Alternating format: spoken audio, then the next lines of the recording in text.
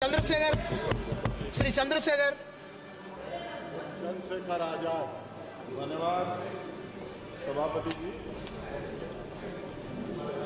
आज हम संविधान की गौरवशाली यात्रा पे जो 75 साल की बात कर रहे हैं।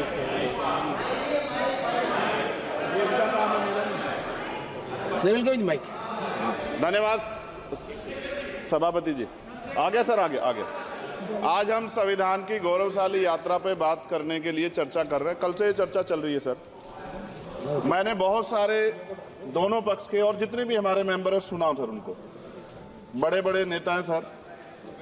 इसके भाग 1 में लिखा हुआ है India that is Bharat, Hindustan नहीं लिखा हुआ है सर। लेकिन सारे नेता संविधान पे चर्चा कर रहे हैं, लेकिन हिंदुस्तान ही कहेंगे, भारत कहने की हिम्मत नहीं जुटा पा रहे हैं। ये बड़ा सवाल है सर कि क्या संविधान के हिसाब से बात रखी जा रही है। मैं धन्यवाद दूंगा फूले साहू बाबा साहब अम्बेडकर को और मेरे नेता मान्यवर साहब श्री काशीराम को। 25 नवंबर 1949 को संविधान को सौंपते हुए डॉक्टर बाबा साहब अम्बेडकर ने कहा था कि 26 जनवरी 1950 को हम विरोधाभास भरे जीवन में प्रवेश करने जा रहे हैं। राजनीतिक जीवन में तो हमारे पास समानता होगी, लेकिन सामाजिक और आर्थिक जीवन में असमानता होगी। क्या ये चुनौती आज 75 साल बाद दूर हुई है? भारत ने 26 जनवरी 1950 को संविधान लागू होने के साथ खुद को एक संप्रभु लोकतांत्रिक और गणतांत्रिक राज्य होने का ऐलान किया। लेकिन सर उस समय संविधान की स्थिति ये थी कि जैसे गांव का कोई आदमी, मैं 50 की बात कर रहा हूं, वो 50 साल पहले शहर में आ जाता और बड़े लोगों की महफिल में चला जाता, उस जहां वो खाना खा रहे हो, और वो टेबल पे नैपकिन को खा के जो है ये कहता कि ये तो फीका, क्योंकि वो जानता नहीं था, वो समझता नहीं था संविधान को, संविधान है क्या। संविधान उसके लिए महज दस्तावेज था। ये जिम्मेदारी थी राजनीतिक दलों पे कि वो संविधान को व्यवहार में लेके आते। और इसके इतने सारे आर्टिकल हैं, अगर इनको व्यवहार में लाया जाता तो मुझे लगता कि आज देश बहुत बदल गया होता। बाबा साहब ने कहा था कि लोकतंत्र भारतीय भूमि का केवल ऊपरी पोशाक है, उनके अनुसार यहाँ की संस्कृति अनिवार्य तौर पर लोकतांत्रिक है। भारत जैसे गरीब और गैर बराबरी वाले देश में संविधान के जरिए छुआछूत खत्म करना, वंचितों के लिए सकारात्मक उपाय करना, सभी वयस्कों के लिए मतदान का अधिकार देना और सबके लिए सम्मान अधिकार तय करना, ये बहुत बड़ी उपलब्धि थी सर।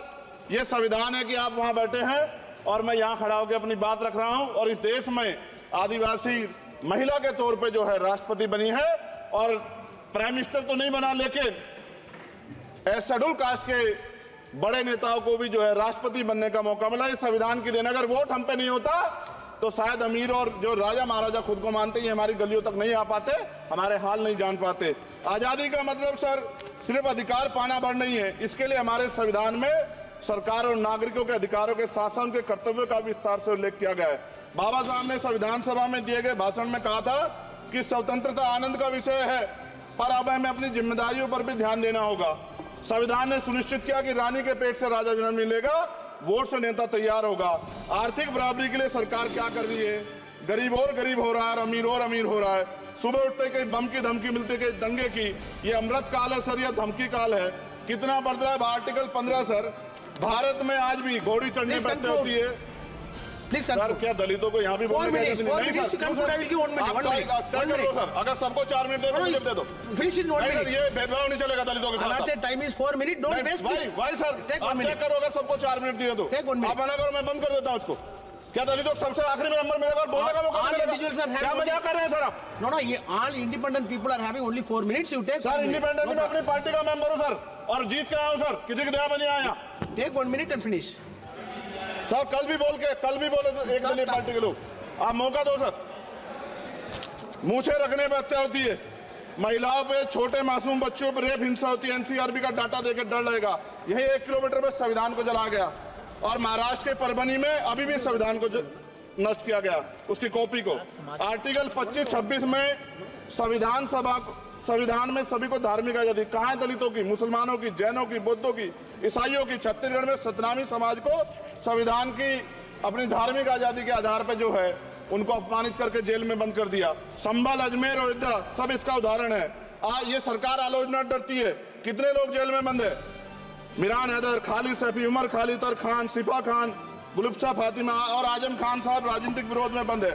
सरकार यहाँ बैठी है, सरकार सामाजिक न्याय की बात करती है। बताएं कितने दलित मुख्यमंत्री बना रखे हैं आपने? 13 ज्यादा सरकार स्टेट में सरकार है। कितनी महिला मुख्यमंत्री है? आपकी सरकार ने सुप्रीम कोर्ट के आदेश के बाद रिजर्वेशन प्रमोशन में जारी नहीं किया, और ओबीसी को पॉलिटिकल रिजर्वेशन आप देंगे नहीं देंगे, आप बताने का काम करें। मैं 75 साल की गौरव यात्रा में हम एक सभ्य समाज नहीं बना पाए, इसलिए जाति आधार पर SC ST OBC के बच्चों को प्राइमरी स्कूल से लेकर उच्च संस्थानों में भेदभाव किया जाता है। सरकार निरंकुश हो गई, कोई बुलडोजर से कार्रवाई करता है। कल मंत्री जी ने कहा हमने राष्ट्रीय पिछड़ा वर्ग आयोग बनाया, 69 शिक्षक भर्ती में उसकी सिफारिशों को नहीं माना। EWS के जरिए आपने संविधान पे आरक्षण के प्रावधान पे हमला किया। 1 मिनट में खत्म कर रहा हूं sir.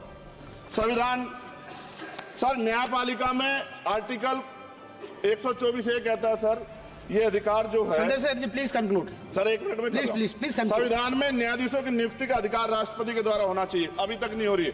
All India judicial service commission कब बनेगा? क्या चंद परिवार ही सर जज बन सकते हैं? और आज हम सर, मैं सरकार से सवाल पूछना चाहता हूं सर, सेवाओं में SC ST OBC वर्ग का कितना प्रतिनिधित्व है? भारत सरकार के मंत्रालयों के अधीन PSU में, बैंकों, बीमा कंपनियों में और स्वच्छता संस्थानों में आउटसोर्स तथा कॉन्ट्रैक्ट पर वर्तमान कार्यरत कर्मचारी कुल कितनी संख्या है? आउटसोर्स और कॉन्ट्रैक्ट में कार्यबल SC ST OBC कितना प्रतिशत है? निजी क्षेत्रों में कार्यरत कर्मचारी, उनके SC ST OBC की वर्ग लाभ। सर खत्म कर, लास्ट पॉइंट सर। सर मैं फिर स्पष्ट तौर पर कह रहा हूं सर, यहां बैठे SC और OBC के मेंबर से कह रहा हूं सर, उनको सामाजिक जिम्मेदारी का ध्यान भी रखना चाहिए। पार्टी के प्रति वफादारी के साथ साथ अपने वर्गों के प्रति ईमानदारी भी रखनी चाहिए। ईमानदारी नहीं होगी तो इन वर्गों का भला नहीं हो सकता, और हमें बहुत सरकारों से उम्मीद नहीं है। बहुत बहुत धन्यवाद।